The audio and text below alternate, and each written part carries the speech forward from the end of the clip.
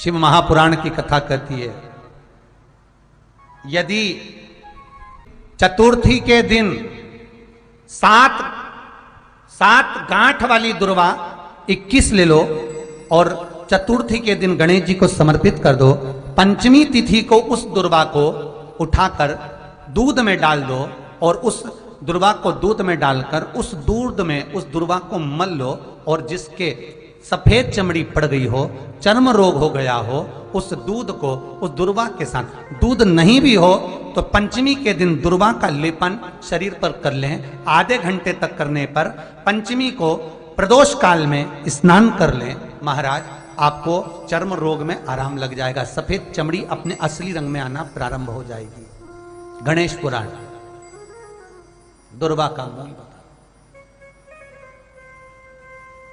महाराज 21 दुर्वा के 108 बंडल बना लो। अगर एग्जाम में बैठ रहे हो, सरकारी परीक्षा में बैठ रहे हो, पास नहीं हो रहे, नौकरी नहीं लग रही, बहुत जगह इंटरव्यू दे दिया, 21 दुर्वा के 108 बंडल बनाओ, उसकी माला बनाओ और देवी के मंदिर में, माता जगदम्बा के मंदिर में, अर्थात जहां शंकर पार्वती पूर्ण परिवार विराजमान हो, ऐसे देवी के मंदिर में गणेश जी के गले में वो माला अर्पण करिया है, अपना नाम बोलकर और जिस एग्जाम में बैठ रहे हैं उसका भाव वर्णन कर कर महाराज। और वहीं से एक पुष्प लेकर अपने कमरे में जहां पढ़ते हो, कांच की प्लेट में उस फूल को रख दीजिए और दूसरे दिन एग्जाम के लिए चले जाइए। आपको उसका फल अवश्य मिलेगा, अवश्य मिलेगा। आप उसमें उत्तीर्ण होंगे, फल प्राप्त होगा। दुर्वा सुख का अनुभव करा देता, आनंद का अनुभव। एक बात और स्मरण रखे, जैसे कोई की प्रॉपर्टी है, कोई की जमीन है और वो जमीन तुम्हारी कोई ने कब्जा कर लिया, तुम्हारा नाम नहीं हो पाई, या कोई उसमें लफड़ा हो गया या तकलीफ आ गई और पैसा उसमें अटक गया, उसके लिए भी कनेर का पुष्प श्रावण महीने के जितने सोमवार आते हैं, रविवारी, सोमवारी और भोमवारी, कौन कौन से वार हो गए? रविवार, सोमवार और मंगलवार, 3 बार। प्रथम दिवस में कनेर का 1 पुष्प लेना है, द्वितीय दिवस में कनेर के 5 पुष्प लेना है और तृतीय दिवस में कनेर के 3 पुष्प लेना।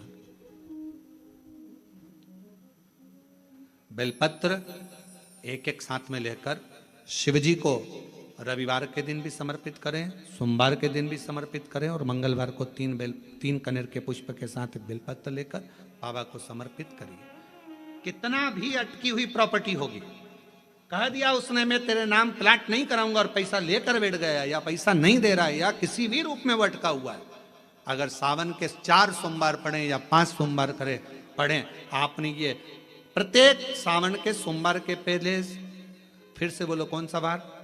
रविवार, सोमवार और मंगलवार, ये 3 बार का क्रम अगर प्रत्येक सोमवार के पहले और बाद में कर लिया तो आपको उससे प्रॉपर्टी उस व्यक्ति को तुम्हें देना ही पड़ेगी, छोड़ना ही पड़ेगी। उसको खुद अपने आप में बेचैनी होने लगेगी, मुझे बुलाएगा, आपको जाना नहीं पड़ेगा, खुद बस फोन लगाया आपने, भैया हमारा करा दो, हमारा करा दो, 2 बार 3 बार अगर बोला, चौथी बार वो खुद बुलाएगा, बेचैनी बढ़ेगी।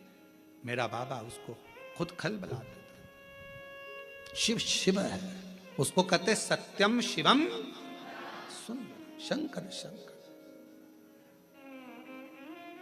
वो नित्य कृपा करने, नित्य। श्रावण के महीने में तुमने भूलवश भी अगर पार्थिव लिंग का निर्माण करा हो और पार्थिव लिंग का निर्माण कर कर अगर एक बेलपत्र शंकर को समर्पित करी हो तो वो बेलपत्र का फल मुझे दे दिया जाए। एक बेलपत्र का फल मुझे दो।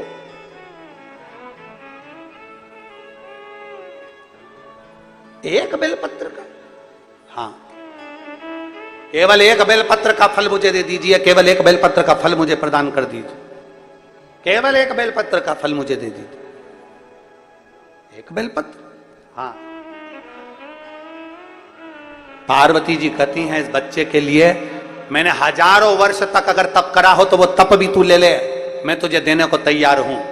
1000 वर्ष का तप मैं घड़ियाल तुझे देने को तैयार हूं, पर एक निवेदन है कि श्रावण महीने में जो मैंने एक पार्थिव लिंग का निर्माण करा और जो बेलपत्र समर्पित करा, उसका पुण्य मैं तुझे नहीं दे सकती।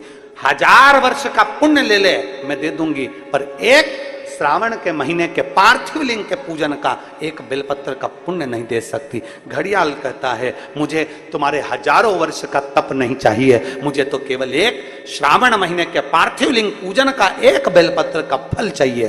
तब पार्वती जी ने विचार करा, अब जरा विचार आप करिएगा, 1000 वर्ष तक तप करने का फल घड़ियाल नहीं ले रहा है, एक सावन के महीने के पार्थिव लिंग के पूजन में जो बेलपत्र समर्पित किया गया उसका फल ले रहा है। मतलब समझने का विषय है कि एक पार्थिव लिंग सावन के महीने में बनाया जाता है और उस पे एक बेलपत्र चढ़ाई जाती है, तो 1000 वर्ष के तप का फल ज्यादा है, उसका फल ज्यादा है।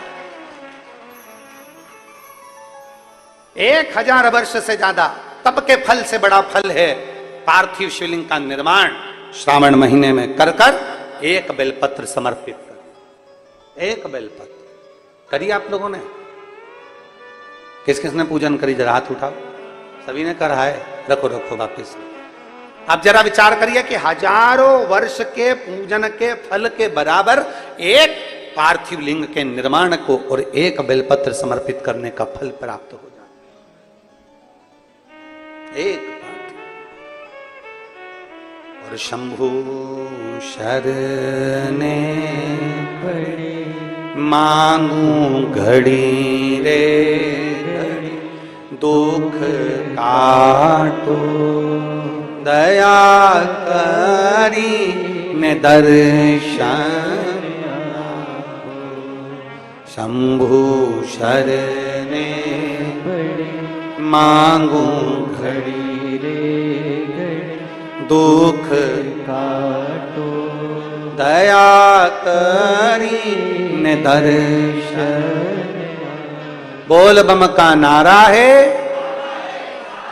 जरा जम के बोलो, बोल बम का नारा है, सारी समस्या का हल। एक बेलपत्र में वो बल हो जाता है पार्थिव लिंग पूजन के श्रावण महीने के। हमसे लोग कहते हैं, क्या पड़ी तुमको सावन महीने में शिवलिंग का निर्माण करवाना, पूजन करवाना, ऑनलाइन करवाना? क्यों? हम कहते हैं भूलवश भी अगर कोई अपने घर में सावन के महीने में पार्थिव लिंग का निर्माण कर लेता है, पूजन कर लेता, भूलवश भी, और एक बेलपत्र समर्पित कर देता है, उसको हजारों वर्ष का पुण्य फल तप का तो वैसे ही प्राप्त हो।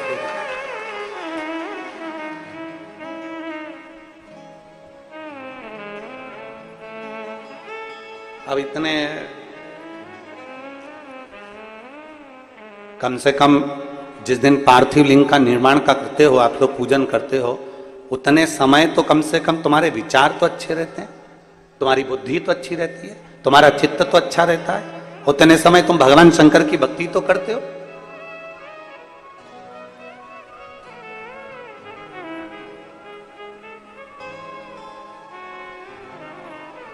तुम्हारे पास में उस समय पर भक्ति तो अविरल रहती है।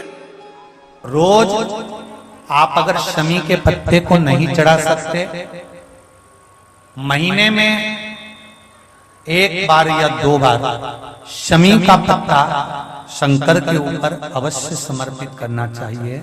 क्यों? शरीर में अगर कोई बड़ी बीमारी आने वाली होती है तो बाबा उस विष को समाप्त कर देते हैं, मात्र शमी का पत्ता समर्पित कर देते हैं। भले महीने में 2 बार चढ़ाओ, हफ्ते में 1 बार चढ़ाओ, तुम्हारा मन पड़े तो हफ्ते में 2 बार चढ़ाओ। ज्यादा बीमारी है, शमी का पत्ता एक शिवजी के शिवलिंग पर, और एक पत्ता जहां से पानी बहकर नीचे गिरता है ना, जलाधारी में से शिवजी पे जल चढ़ाया। जैसे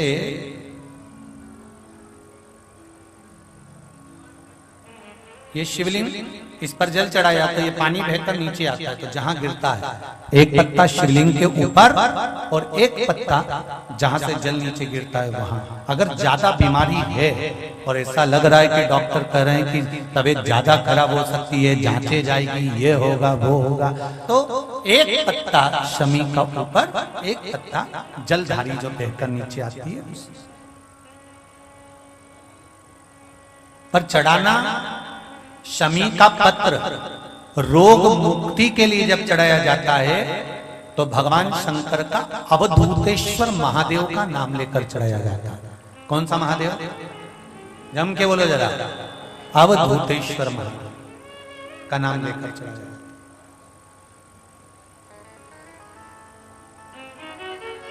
एक बात आपको कही थी अभी पिछले कथाओं में, गाय के दूध का घी बनाकर उसकी एक उंगली घी की अशोक सुंदरी वाली जगह पर लगाकर, जो व्यापार नहीं चलता हो, दुकान नहीं चलती हो, अशोक सुंदरी वाली जगह पर घृत लगाकर घर के दरवाजे पर या व्यापार के द्वार पर उस उंगली को लगा देना चाहिए। घृत पर होना गाय के घी का। गौमाता शिव पुराण कर रहे हैं, बाबा देवादिदेव महादेव की कथा पुराण में आता है कि शमी वृक्ष की पत्ती को जब कोई नारी, पुरुष, बच्चा, बूढ़ा, जवान उस शमी के पत्ते को बेलपत्र के साथ लेकर जब शिवालय तक जाता है, जितनी देर तक वो शमी का पत्ता उसके हाथ में रहता है, जितनी देर तक शमी का पत्र उसके घर में रहता है, जितनी देर तक शमी का पत्र उसके स्पर्श में रहता है, उतने उतने शरीर के रोग, दुख, ताप काट देता है और उसे अलग से बल प्रदान कर देता है। शमी पत्र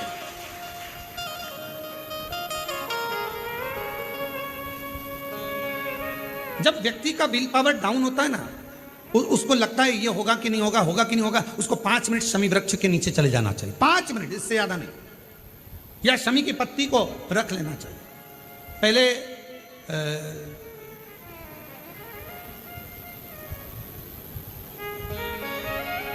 कोई स्थान का ध्यान नहीं आ रहा है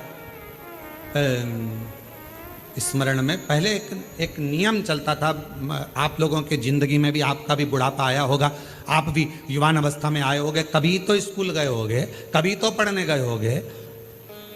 सबसे पहले अगर हमारे विद्याध्ययन को निकालेंगे तो हमारे यहाँ एक नियम चलता था कि शमी की पत्ती को किताब के अंदर उसको विद्या के रूप में रख लिया जाता था। बाद में ये नई नई डिजाइन की पत्ती आ गई तो विद्या का पेड़ पैदा कर दिया इनने। अब वो विद्या का पेड़ पैदा कर दिया तो विद्या को रखने लगे। विद्या की पत्ती को लोग शमी की पत्ती समझने लगे, क्योंकि उसमें भी ऐसी पत्तियां निकली रहती है और शमी की पत्ती भी ऐसी ऐसी निकली रहती है। तो पहले नियम था कि किताब के अंदर शमी की पत्ती को रख लेते थे और कहते थे इसमें विद्या है, इसमें विद्या है। विद्या का मतलब क्या? उसको बल मिलता था, एनर्जी मिलती थी। एग्जाम में बैठा, कॉम्पिटिशन एग्जाम में बैठा, जब वो कोई इंटरव्यू देने के लिए बैठा या टेस्ट देने के लिए बच्चा बैठा तो वह खुश होता था, मेरी किताब में शमी, मेरे किताब में विद्या रखी है। विद्या से मतलब आज के जमाने में लोग विद्या का पेड़ की पत्ती रख लेते हैं, पर रखते क्या थे? जम के बोलो, शमी की पत्ती रखी क्या जाती थी? शमी की पत्ती। और वो शमी की पत्ती क्या देती थी? उस बच्चे को बल देती थी, एनर्जी देती थी। डामाडोल नहीं होगा, टेंशन मत लेना, विल पावर कमजोर नहीं होगा। पत्ती रखी है शमी की, उसके नजदीक में है, शमी बल देती है।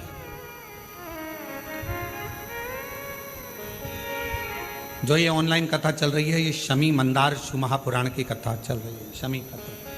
और बहुत सावधानी से इसका स्मरण करिएगा कि एक शमी के वृक्ष की पत्ती कितना बल देती है, कितना बल।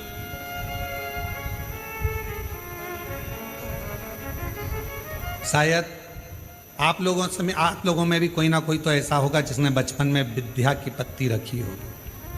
वो विद्या की पत्ती बाद में आई होगी, पहले थी वो शमी की पत्ती। कौन कौन ने रखी? जरा हमने तो रखी, हमने भी रखी। वो पत्ती तोड़ कर रख लेते थे, उसमें विद्या बढ़ेगी, विद्या बढ़ेगी। विद्या बढ़े मतलब बल बढ़ेगा, अपने अंदर एनर्जी आ, बल।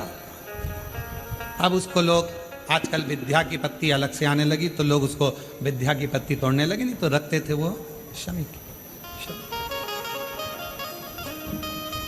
और मैंने तेरे ही भरोसे बाबा, तेरे ही भरोसे हवा बिच उड़ती जावांगी बाबा, डोर हटो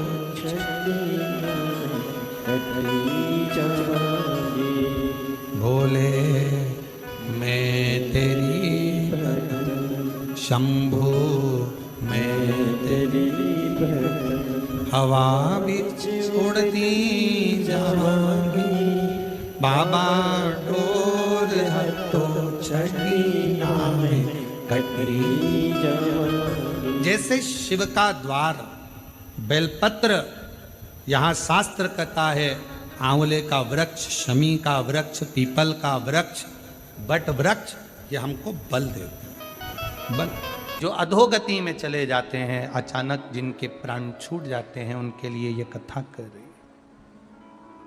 पितरों की 3 बेटियां, तीनों से गलती हो गई। आप शिव मंदिर में जाएं, कोई गलती ना हो, जल चढ़ाएं, मना नहीं, छींटा ना लगे, धीरे धीरे चढ़ाइए। और एक बात अच्छे से ध्यान में रखिएगा, शिव मंदिर से जब भी वापिस आए, जल चढ़ाकर अपना फर्ज पूरा अदा कर कर। फर्ज से मतलब जब शिव मंदिर से वापिस आए, जो पत्ती, बेलपत्री, फूल शिवजी पे चढ़े थे, वो नीचे शिवलिंग पे से नीचे गिर गए हों। एक शिवलिंग रखा है, लाना मिट्टी वाला, लाइए जरा उठा के। अब छत्तीसगढ़ में कथा चल रही, थोड़ा ध्यान से सुन लोगे एकांतेश्वर शिवलिंग का पूरा वृतांत। तो आप लोग जो पशुपति व्रत कर रहे हो या कोई भी उपास करते हो, कई लोग कहते हैं हमने करा नहीं हुआ, क्यों नहीं हुआ? उसमें हमारी गलतियों को हमें चाहते। ये देखिए,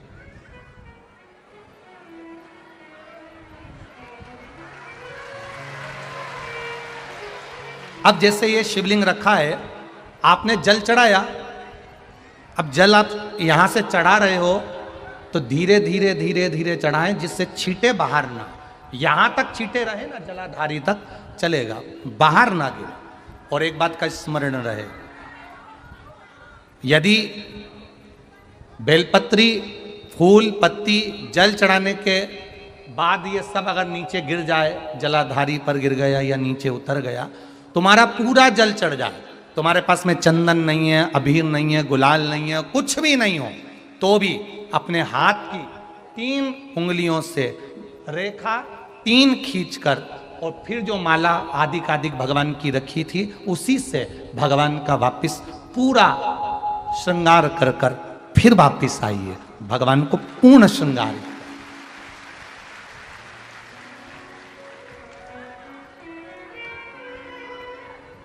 भगवान का पूर्ण श्रृंगार कर कर आइए। कई लोग जल चढ़ाने के बाद में भगवान का जो फूल पत्ती नीचे रखी रहती है, आप, हम ये नहीं कह रहे कि आप अपने घर से लेकर जाओ, आपके पास में कुछ नहीं, 1 लोटा जल चढ़ाओ, जल चढ़ाया, जो फूल पत्ती नीचे रखी हुई है उसी को उठाकर, उसको रखकर, उसी फूल से भगवान का खूब सुंदर श्रृंगार भगवान का कर कर फिर आइए।